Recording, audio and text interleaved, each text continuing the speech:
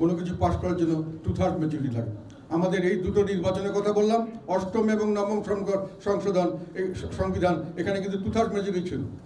তাহলে 2/3 মেজরিটি থাকলে একটি সরকারের পার্লামেন্টের যে কোনো প্রস্তাব যে কোনো সময় এবং সংবিধানের যে কোনো প্রস্তাব যে কোনো সময় পাশ করিয়ে নেওয়া সম্ভব। তাহলে পার্লামেন্ট কি হলো? পার্লামেন্ট একটা রাবার স্ট্যাম্প পার্লামেন্ট। প্রধানমন্ত্রী যেটা ইচ্ছা করবে সেটাই পার্লামেন্টে আসবে এবং সেটাই পাশ করবে। কিন্তু পার্লামেন্টারি পদ্ধতির শাসন ব্যবস্থায় পার্লামেন্ট হওয়ার কথা সকল কর্মকাণ্ডের কেন্দ্রীভূত ওয়েস্টমিনস্টার টাইপ, এটা কেন আমরা গ্রহণ করেছিলাম? যেহেতু এটা পৃথিবীতে বলা হয় সবচেয়ে ভালো ডেমোক্রেটিক সিস্টেম, এবং এই সিস্টেমটাতে গণতন্ত্র যতভাবে চর্চা করা যায় অন্য কোনো সিস্টেমে গণতন্ত্র সেভাবে চর্চা করা যায় না। কাজেই এখানে উইনস্টন চার্চিল একবার ব্রিটিশের পার্লামেন্ট সম্পর্কে বলেছিলেন যে এই পার্লামেন্টে শুধু মহিলাকে পুরুষ এবং পুরুষকে মহিলা ছাড়া সব কিছু করা যায়। কিন্তু আমরা কি করেছি? পার্লামেন্টে কিছুই করা যায় না। কেন করেছি? যে আমরা মনে করেছি যে পার্লামেন্টে যদি আমরা বেশি ছাড় দেই তাহলে সরকারের স্থায়িত্ব থাকে না। যে কোনো সময় ব্রিটিশ পার্লামেন্টের মতো সরকারি দলের লোকরাই তার বিরুদ্ধে ভোট দিয়ে কোনো বিল পাস করতে দেবে না। আবার নো কনফিডেন্স আনলে সরকারি দলই লোকরাই তাকে নো কনফিডেন্সে ফেল করে দিতে পারে যে কোনো সময়। তো সরকারের স্থায়িত্ব থাকে না, সরকারের কোনো কর্মকাণ্ডের স্বাধীনতা থাকে না। ফলে আমাদের সিস্টেম করা হচ্ছে এরকমভাবে যে আমরা সরকারকে নির্বিঘ্নে চালাতে দেব। কিন্তু এটা করতে গিয়ে পার্লামেন্টারি সিস্টেমের যেটা মূল স্পিরিট, যে পার্মানেন্ট সকল কাণ্ডের কেন্দ্রবিন্দু হবে, সেটাকে আমরা ধ্বংস করে দিয়েছি। সেই জন্য আমি একটা প্রস্তাব দিয়েছি। এটা পৃথিবীর অনেক জায়গায় অনেক কিছু সিস্টেম আছে, পাকিস্তানে একটা সিস্টেম আছে, অনেক জায়গায় কিছু কিছু ফ্লেক্সিবিলিটি দেওয়া হচ্ছে। পাকিস্তানে বলা হচ্ছে বাজেট পাসের সময়, নো কনফিডেন্সের সময় তারা সাপোর্ট দিতে হবে। আমি মনে করি এটা সঠিক হয়নি। ইন্ডিয়াতে একটা প্রস্তাব আছে, আমি এখানে এটা দিয়েছি। ইন্ডিয়ার পার্লামেন্টে, ইন্ডিয়ার সংবিধানে একটা ব্যবস্থা আছে এখানে, যেটা আমি এখানে দিয়েছি। সেটা হলো আমার কাছে আছে দশম তফসিল বোধ না, 10th শিডিউল 10th 3 প্যারাগ্রাফে বলা আছে যে কোনো দল, সরকারি দল হোক যে দল হোক, যদি 1/3 মেম্বার স্প্লিট হয়ে যায়, আমরা যদি মনে করি 1/3 যে একসাথে হয়ে গেলাম এবং তারপরে আমরা যে কোনো দিকে ভোট দেবো, কমপক্ষে 1/3 হতে হবে। তাতে করে হর্স ট্রেডিং, মানে পয়সা দিয়ে কিনে নিবে আমাদের পার্লামেন্টে, যেটা আমরা ভয় করি যে আমাদের লোকের ফাইন্যান্সিয়াল বা অন্যান্য লোভ লালসা ব্রিটিশের চেয়ে বেশি, আমাদের স্ট্যান্ডার্ড অফ এথিক্স কম, ফলে আমরা সেখানে যেতে পারি না, আমরা ভট করে পয়সা বিক্রি হয়ে যায়। ইন্ডিয়াতে সেটা আছে, পাকিস্তানে আছে, অনেক দেশে আছে। ফলে এটাকে রেস্ট্রিকশন করলে 1/3 যদি হতে হয় তাহলে আমি একদিকে দিতে পারবো। এটাতে করে কিন্তু পার্লামেন্ট ফ্লেক্সিবল থাকবে। At the same time horse trading সহজ হবে না, কারণ 1/3 না হলে আমি যদি কোনো একটা লোককে একটা বিলের পক্ষে ভোট দিতে চাই, তাহলে একজনকে আনলে হবে না, একসঙ্গে দলের 30 জন থাকলে 10 জনকে কিনতে হবে। এবং সরকারি দলের এগেইনস্টে যদি নো কনফিডেন্স আনতে চাই 151 যদি হয়, তাহলে তাকে কমসে কম তার থেকে আমার ওই 1/3 মানে 51 জন লোককে আমার ছুটি আনতে হবে, হুইচ ইজ ডিফিকাল্ট। এটা ইন্ডিয়াতে কাজ করছে, এই জন্য আমি এটা সাপোর্ট করছি, এটার জন্য আমি প্রস্তাব দিচ্ছি।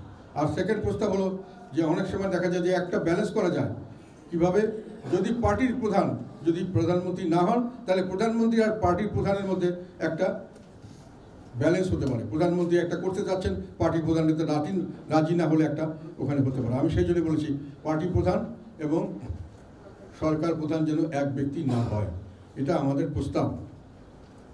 আর থার্ড করেছি, যেটা অনেক সময় দেখা যায় এক ব্যক্তি বেশি দিন সর্বোচ্চ ক্ষমতায় থাকলে সে ক্ষমতাটাকে অপব্যবহার করে, সাধারণত বেশি করে নিজের ক্ষমতা নিজে আঁকড়ে থাকতে চায় এবং যার ফলশ্রুতিতে একটা স্বৈরাচারী সিস্টেম চালু করার চেষ্টা করে, চেঞ্জ করার চেষ্টা করে, তার একটা পার্সোনাল ইনফ্লুয়েন্স সৃষ্টি হয়। এই জন্য দুইবারের বেশি প্রধানমন্ত্রী থাকতে পারবে না। আমাদের সংবিধানে কিন্তু 2বারের বেশি প্রেসিডেন্ট থাকতে পারবে না, এই সিস্টেম আছে। কিন্তু প্রেসিডেন্ট এখন কোনো ক্ষমতা নাই। আমি এখনও মনে করি ওটা আবার রাখা উচিত, যেহেতু পরবর্তীতে আমি প্রস্তাব দিচ্ছি যে প্রেসিডেন্টের ক্ষমতা বাড়াতে হবে, সেটার জন্য প্রেসিডেন্টও ক্ষমতাশালী হবেন, ফলে তাকেও আমাকে রেস্ট্রিক্ট করতে হবে, 2বারের বেশি যাতে না হতে পারে। ওটা এখনও আছে, আমরা ওটাই রাখতে চাই। আর একটা এই পার্লামেন্টকে ব্যালেন্স করে, যে বলছে আমরা স্থিতিশীল করতে গিয়ে পার্লামেন্টকে এমনভাবে স্থিতিশীল করেছি যে ওনার যে পার্লামেন্টের মানে পায়ের ভিতর দিয়ে শিকড় গজিয়ে গেছে, ও আর হাঁটাচলা করতে পারছে না, অগ্রসর হতে পারছে না, দেশ অগ্রসর হতে পারবে না। আমরা এর থেকে কিছুটা ছুটিয়ে দিলাম, মানুষে পার্লামেন্টকে ওয়ার্কেবল হবে এবং ফাংশনাল হবে, পার্লামেন্টের কাছে জবাব দিতে থাকবে এবং পার্লামেন্টের কাছে জবাব দিয়ে থেকে প্রধানমন্ত্রীকে যে কোনো জিনিস যে কোনো সময় করিয়ে নিতে পারবেন না। পার্লামেন্টের লোকরা, তার দলের লোকরাই এটার বিরোধিতা করতে পারেন যদি একত্রিত হতে পারেন, অন্যান্য দল তো পারবেন না। আরেকটা যেখানে আমরা বলেছি সেটা হলো যে দুইবারে বেশি হতে পারবে না, একটা হলো, আর থার্ড হলো 70 অনুচ্ছেদ। এরপরে যেটা নিয়ে আমি কথা বলেছি এখানে সেটা হলো 15th অ্যামেন্ডমেন্ট। আমি যেটা আগেই বললাম, আমাদের পঞ্চদশ সংশোধনী করে কেয়ারটেকার সরকারকে আমরা কেয়ারটেকার সরকার ব্যবস্থাকে বাতিল করা হয়েছে। আমি মনে করি যেটা, এবং তার পরবর্তীতে 7A এবং 7B, 7 ক এবং 7 ক, এই দুটোকে ইন্ট্রোডিউস করা হয়েছে। এই দুটো হলো, একটা হলো 7 ক হলো যে আমাদের যে কোনো ধরনের কোনো কিছু করতে গেলে, সরকার পরিবর্তনের জন্য সাংবিধানিকভাবে অন্য কিছু করতে গেলে দেশদ্রোহিতা হিসেবে কঠোর শাস্তির ব্যবস্থা। এটা আমি মনে করি আমাদের বর্তমান পরিস্থিতিতে এরকম ধরনের পরিবর্তন হওয়ার সম্ভাবনা থাকে, কাজে এটাকে এই রিজিট করার দরকার ছিল না, এটা রিজিট করানো ঠিক হয়নি, এটা বাতিল করা উচিত। আর 7 ক হলো আমাদের যতগুলি অর্ধেকের 1/3 মতো সংবিধানের আর্টিকেল বলা হচ্ছে, এগুলোকে কোনো সময় চেঞ্জ করা যাবে না। এটা অত্যন্ত অযৌক্তিক। একটা বর্তমান পার্লামেন্ট ভবিষ্যতের কোনো পার্লামেন্টকে কোনো কিছু রেস্ট্রিক্ট করতে পারে না, পার্লামেন্টের হাত পা বেঁধে দিতে পারে না, এটা গ্রহণযোগ্য নয়। আজকে আমি পার্লামেন্টে আছি, কালকে আমার আগামী প্রজন্ম একটা পরিবর্তন চাইতে পারে, তাকে সেই সুযোগ দিতে হবে। কাজে এটা বাতিল করলে এটাও বাতিল হয়ে যাবে। আর একটা করা হয়েছিল যে মানুষের যে ফ্রিডম অফ অ্যাসেম্বলি, একসঙ্গে অ্যাসেম্বলি করার বিষয়ে কিছু কন্ডিশন দেওয়া হয়েছিল 38 ধারা অনুযায়ী। আমরা মনে করি পঞ্চদশ সংশোধনী বাতিল হলে এটাও বাতিল হয়ে যাবে। ফলে এটাও আমরা চাচ্ছি যে এটা বাতিল করার জন্য আমরা কোর্টে একটা কেস হয়েছে, আমরা খুবই আশাবাদী এবং কোর্টে এটা কেস করলে এটা বাতিল হবে। কারণ এখানে দুটো ডিফেক্টস আছে, এইটার মধ্যে দুটো ডিফেক্ট, একটা যেটা বললাম একটু আগে যে ভবিষ্যৎ কাজকর্মকে বেঁধে দেওয়া পার্লামেন্টকে, এটা কোনো পার্লামেন্টের ফাংশন হতে পারে না, এটা যুক্তিসঙ্গত নয়। আর 2 নম্বর হলো, তখন প্রভিশন ছিল যে গণভোট ছাড়া কোনো পার্লামেন্টের কোনো কিছু সংবিধান সংশোধন করা সম্ভব নয়। কিন্তু এনারা কোনো গণভোটের ব্যবস্থা করেননি, গণভোট ছাড়া এটা করা হয়েছে। ফলে এটা টেকনিক্যালি মিস্টেক। সো এটার জন্য চ্যালেঞ্জ হলে এটা বাতিল হওয়ার সম্ভাবনা আছে। তাহলে তত্ত্বাবধায়ক ব্যবস্থা আবার পুনরায় চালু হবে এবং এই যে অন্যগুলি 7 ক এবং 7 বি বাতিল হবে এবং 38 যে রেস্ট্রিকটিভ অ্যাসেম্বলি করার জন্য সরকারের পারমিশন লাগবে, অনেক ধরনের রেস্ট্রিকশন কন্ডিশন আছে, অনেক কিছু হতে পারবে না, এগুলোতে একটা বাধা সৃষ্টি হবে। মানুষের অ্যাসেম্বলির স্বাধীনতা, সভা সমাবেশ করার স্বাধীনতা, এটা আরও পুনরুদ্ধার হবে। তো আমরা এটা বাতিল চাই, তত্ত্বাবধায়ক সরকারের পুনরুদ্ধার চাই। এখন আমি আসি প্রেসিডেন্টের সঙ্গে যে ভাগাভাগি, পাওয়ার শেয়ারিং। প্রেসিডেন্টের সঙ্গে পাওয়ার শেয়ারিং করার জন্য সবচেয়ে যেটা বড় প্রয়োজন সেটা হলো, প্রেসিডেন্ট এখন বর্তমানে যেটা আছে যে তারা সিম্পল মেজরিটি ভোটে প্রেসিডেন্ট নির্বাচিত হন এবং 2/3 মেজরিটিতে বাতিল হয়ে যান। এখন 2/3 মেজরিটি থাকার কারণে প্রেসিডেন্টকে যদি থাকে তাহলে প্রেসিডেন্টকে নির্বাচিত করা, প্রেসিডেন্টকে বের করে দেওয়া, দুটোই প্রধানমন্ত্রীর হাতে থাকে। সেই ব্যক্তি যাকে প্রধানমন্ত্রী যে নির্বাচিত করেন, যে কোনো সময় বের করে দিতে পারেন, সেই ব্যক্তি কোনোদিনই প্রধানমন্ত্রীর নির্দেশের বাইরে, তার ইচ্ছার বাইরে কিছু করতে পারবেন না। তার একেবারে ঘরের বাড়ির মানে পারপাস সার্ভ করার জন্যই তাকে রাখা হয়েছে, এরকমই মনে হবে। বর্তমান প্রেসিডেন্টের অবস্থা এরকম। এবং এটার উদাহরণ আমি আরেকটা দিই। অষ্টম সংসদে 2001 থেকে 2006 পর্যন্ত যে সংসদ চলেছে, সেখানে প্রেসিডেন্ট ডক্টর বদরুদ্দোজা চৌধুরী, উনি বিএনপির ফাউন্ডার মেম্বারদের মধ্যে একজন ইম্পর্টেন্ট মেম্বার, উনি প্রেসিডেন্ট ছিলেন। তাকে কিন্তু অভিশংসন বা ইমপিচ করা হয়েছিল 2/3 মেজরিটি থাকার কারণে। তো সেই জন্য প্রেসিডেন্টদেরকে যদি আমরা এমনভাবে ভার্নারেবল করি যে ওনারা যে কোনো সময় ইচ্ছামতো আসবেন, ইচ্ছামতো যাবেন, তাহলে সেই প্রেসিডেন্টের দ্বারা বড় কোনো কাজ করানো সম্ভব নয়। উনি প্রধানমন্ত্রীর নিয়ন্ত্রণে থাকছেন। সেই কারণে আমরা প্রেসিডেন্টকে বলতে চাই, একজন সর্বজন শ্রদ্ধেয় ব্যক্তিত্ব হবেন এবং সেইভাবে তাকে নির্বাচিত করতে হবেন। এটা একটু আমি মনে করি, এটা একটু আমার কাছে কি বলবো উচ্চাভিলাষী বলে হয়েছে, কিন্তু এটা একটা সলিউশন বলে আমি মনে করছি। সেটা হলো প্রেসিডেন্ট নির্বাচিত হবেন 3/4 majority of the parliament, 75% parliament members vote দিলেই উনি হবেন সেইভাবে। এবং প্রেসিডেন্টকে ইমপিচ করতে গেলে 3/4 মেজরিটি অফ দ্য পার্লামেন্ট লাগবে। যারা পার্লামেন্ট মেম্বার তার 3/4 মেজরিটি ছাড়া, তার মানে সকল দলেরই মোটামুটি কনসেনসাস ক্যান্ডিডেট না হলে কেউ প্রেসিডেন্ট হতে পারবেন না। কাজে প্রেসিডেন্টকে যখন আমি এই পজিশন দিব, তখন প্রেসিডেন্ট শক্তিশালী হলে আমার কোনো ক্ষতি মনে হবে না, উনি প্রাইম মিনিস্টার ইচ্ছা মতো কাজ করবেন না। তারপরে আমি আস্তে আস্তে প্রেসিডেন্টের ক্ষমতা বাড়ানোর দিকে যাব। প্রথম কথা হলো, আমি যেটা এখানে বলতে চাই প্রথমেই, যে কেয়ারটেকার সরকারের প্রধান হিসেবে এখন চিফ জাস্টিসের কথা বলা আছে।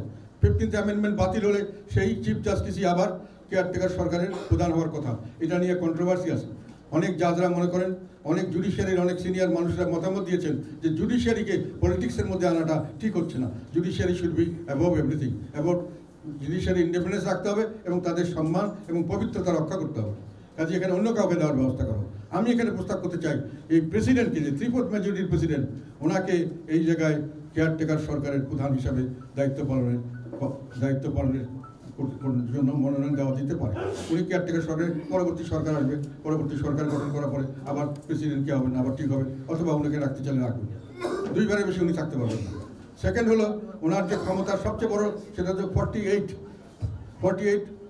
আর্টিকেল 48-এর 3 নম্বরে বলা আছে যে উনি শুধু প্রধানমন্ত্রী নিয়োগ এবং চিফ জাস্টিস নিয়োগ ছাড়া আর সব ব্যাপারেই ওনাকে প্রধানমন্ত্রীর মতামত দিয়ে করতে হবে। মতামত দেওয়ার জন্য সংবিধানে বলা আছে। এবং যেহেতু এখনকার বর্তমান পরিস্থিতিতে উনি যা বলবেন তাই করতে হবে, কাজে এর মাধ্যমে কিন্তু প্রধানমন্ত্রী হাইকোর্টকেও উনি কন্ট্রোল করতে পারেন, জুডিশিয়ারিকে, অন্যান্য কনস্টিটিউশনাল বডি সবগুলোকে প্রধানমন্ত্রী কন্ট্রোলে আনা যায়।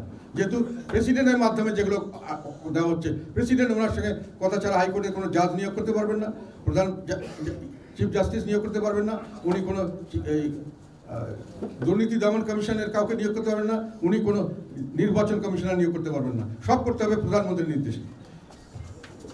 এবং সেই কারণেই প্রেসিডেন্টকে এইটা থেকে ছুটানোর জন্য 48(3)কে আমি একটা সংশোধনী প্রস্তাব দিয়েছি।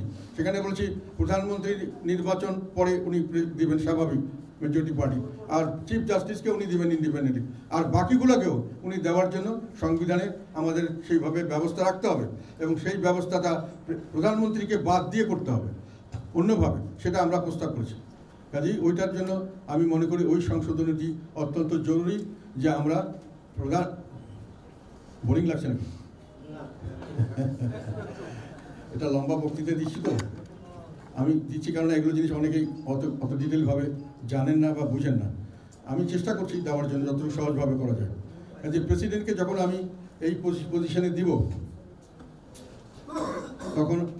তখন আমাকে প্রেসিডেন্টকে ওইভাবে শক্তিশালী করার জন্য ব্যবস্থা নিতে হবে।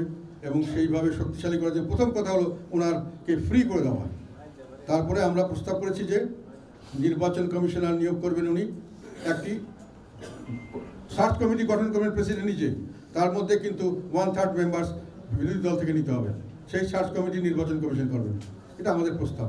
তারপরে আমরা বলেছি যে ওই হাইকোর্টের চিফ জাস্টিস থেকে শুরু করে অন্যান্য সব ব্যাপারে উনি ওই একটা কমিটি করা হবে, সেই কমিটি আমরা প্রস্তাব করেছি এখানে। সেই কমিটির মাধ্যমে চিফ জাস্টিস না, উচ্চ আদালত না, ওইটা পরে আমি বলছি যে অন্যান্য যেগুলো কনস্টিটিউশনাল বডি আছে সেখানে আমরা একটা প্রস্তাব করেছি, একটা কমিটি। সেই কমিটিতে বলা আছে যে কে কে থাকবে। আমাদের প্রস্তাব যে ওনারা একটা রিকমেন্ডেশন দেবেন, উনি ওইসব কমিটিতে উনি নিয়োগ দিবেন। আর একটা কিছু করার জন্য বলা হয়েছে, সেটা হলো এটা জুডিশিয়ারি। আচ্ছা, আর হ্যাঁ, এরপরে আমি এসে জুডিশিয়ারিতে এখন পর্যন্ত কথা হলো যে জুডিশিয়ারির দুটো, একটা হলো সাবঅর্ডিনেট কোর্ট, একটা হলো ওই তোমার supreme court.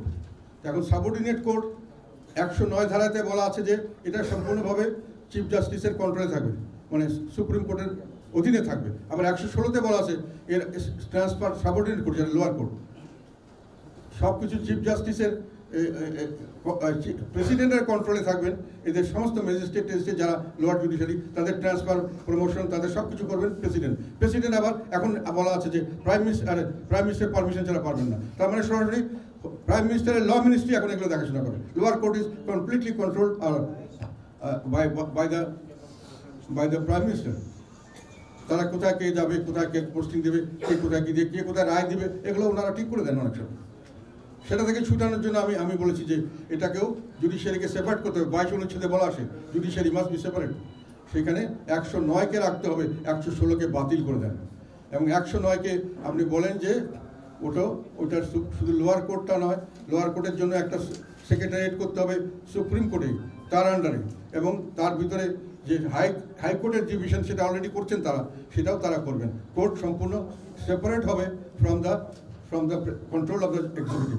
Prime minister control থেকে চলে আসবে, প্রেসিডেন্টের কন্ট্রোলে থাকবে না, এটা চিফ জাস্টিসের কন্ট্রোলে থাকবে। প্রেসিডেন্ট শুধু ফর্মালি রিকমেন্ড করবে। এখন আরেকটা জিনিস হলো, আমরা প্রপোজ করেছি যেটা 16th অ্যামেন্ডমেন্ট বাতিল হয়েছে এখন কোর্টের অর্ডারে। 16th অ্যামেন্ডমেন্টে কিন্তু একটা ডেঞ্জারাস জিনিস ছিল, সেটা হলো প্রাইম মিনিস্টার মানে নিয়ম ছিল যে 2/3 মেজরিটি হলে যে কোনো জাজকে বের করে দেওয়া যাবে পার্লামেন্টে। এখন প্রাইম মিনিস্টার 2/3 মেজরিটি ছিলেন, উনি যে কোনো লোককে যে কোনো সময় বের করে দিতে পারতেন। জুডিশিয়ারিতে উনি অ্যাপয়েন্টমেন্টে উনি দিচ্ছেন through the prime minister, through the president, এবং উনি বের করে দিচ্ছেন উনি। এই কন্ট্রোলটা ওনার হাতে থাকলে জুডিশিয়ারির কোনো ইন্ডিপেন্ডেন্স কখনোই থাকতো না। প্রাইম মিনিস্টার যেমন সংসদকে কন্ট্রোল করতেন, 100% জুডিশিয়ারিকে কন্ট্রোল করতেন। কাজে 3টা মেইন ব্রাঞ্চই সম্পূর্ণ ওনার কন্ট্রোলে, এবং অন্যান্য সাবঅর্ডিনেট যেগুলো আছে সাংবিধানিক প্রতিষ্ঠান, ওগুলোতে উনি অ্যাপয়েন্টমেন্ট দিতেন, উনি বের করে দিতেন। ওটারও নিয়ম ছিল যে ওরা ওই 2/3 মেজরিটি বের করে দাও। আমি বলছি যে নো, এখন আবার যেহেতু এটা চলে এসছে সুপ্রিম জুডিশিয়াল কাউন্সিল, এটা গঠন করা হোক। এর মাধ্যমেই যেটা আগে ছিল সেটাই হবে, যেটা হাইকোর্টের জাজরা শুধু নন, বাকি যারা সাংবিধানিক কমিটিতে যারা আছেন, এখনও আছেন সিস্টেম, ওই সিস্টেমটা পুনরায় চালু করা। ওটা অলরেডি বোধহয় চালু হয়ে গেছে। এটি আমরা প্রস্তাব করছি যে ওনাদেরকে বের করে দেওয়ার ব্যাপারেও আমাদের কোনো প্রাইম মিনিস্টারের কোনো হাত থাকবে না। এটা হলো আমাদের প্রস্তাব। তো মোটামুটি আরেকটা সুপ্রিম জুডিশিয়াল কাউন্সিল আর্টিকেল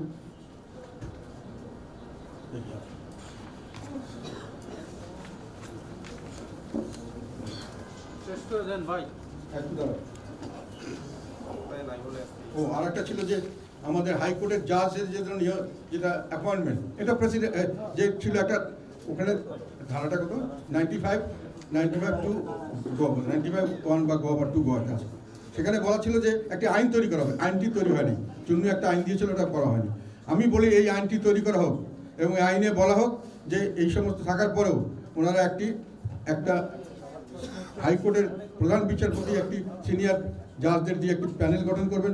তারা সেইখানে প্যানেলে তাদেরকে হাইকোর্টে উপযুক্ত বলে মনে করবেন, তাদেরকেই শুধু অ্যাপয়েন্টমেন্ট দেওয়ার জন্য প্রায় চিফ জাস্টিসের কাছে সুপারিশ দেবেন। চিফ জাস্টিসের থেকে বেশি যাকে অ্যাপয়েন্টমেন্ট দিতে চায় তাকে ফাইনাল করে প্রেসিডেন্টের সিগনেচার জন্য পাঠাবেন। অর্থাৎ এখানে প্রাইম মিনিস্টারের কোনো হাত থাকবে না। Chief justice will decide who will become the, এবং through a committee will suggest, উনি এককভাবে করতে পারবেন না।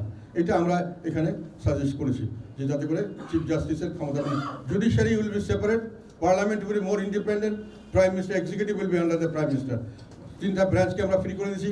আর অন্য সকল যেগুলো সাংবিধানিক বডি আছে সবগুলোকে আমরা তাদের অ্যাপয়েন্টমেন্ট এবং তাদের রিমুভাল আমরা প্রাইম মিনিস্টার থেকে ছুটিয়ে নিয়েছি, এবং আমরা একটা প্রসেসের মাধ্যমে দিয়েছি, যেই প্রসেসে স্বাভাবিকভাবে সব ধরনের মানুষ, যেমন representation of the parliament, representation of the judiciary, representation of the civil society, representation of the bureaucrats, সবাইকে আমরা রেখেছি এই কমিটিতে। এটা আমাদের সাজেশন, এগুলোকে আমরা এইভাবে এখানে যুক্ত করতে চাই। তো ফলে আমরা যেটা এখানে সাজেস্ট করেছি আমাদের 19 পয়েন্টে। হ্যাঁ, আর একটা ছিল মহিলা ভোট, ভেরি ইন্টারেস্টিং। আমরা এখন 50জনকে আমরা মহিলা ভোটে আমরা 50 জনকে আমরা এখানে রিজার্ভ সিট বা সংরক্ষিত আসনে আমরা নিয়োগ করার ব্যবস্থা করেছি। ওটা কিন্তু একটা আনুপাতিক হারে প্রতিনিধিত্ব নির্বাচন, ওটার একটা পদ্ধতির মাধ্যমে এটা করা হয়। ফলে প্রপোর্শনালি যে পার্টি যতটা ভোট পায় প্রপোর্শনালি তারা ওমেনশিপ পায়। এটা ভোটিং সিস্টেমটা ওই ধরনের আর কি। তো ওটা আমরা রাখতে চাই, ওটা ঠিক আছে।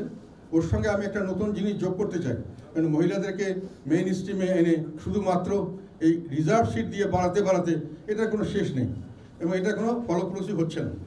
এটাকে আস্তে আস্তে কমানোর জন্য ব্যবস্থা করতে হবে। তো আমি নিজে একটা প্রস্তাব এখানে দিয়েছি আমরা, সেটা হলো যে সেটা থাক, তার সঙ্গে প্রত্যেক পার্টিকে বাধ্যতামূলক করতে হবে বাধ্যতামূলক করতে হবে। তারা যতগুলো নমিনেশন দেবে তার 10% তাদেরকে মহিলা আসনে মহিলা নমিনেশন দিতে হবে for direct fight with other candidates of other party. মানে যদি 300 ক্যান্ডিডেট 30 জনকে মিনিমাম দিতে হবে, না হলে তাদের বিরুদ্ধে কোনো শাস্তিমূলক ব্যবস্থা কিছু একটা আমরা বের করতে পারি, যাতে করে সাংবিধানিক যে প্রভিশন থাকে এটা দিতে হবে আইন করে, না করলে কি হবে সে ধরনের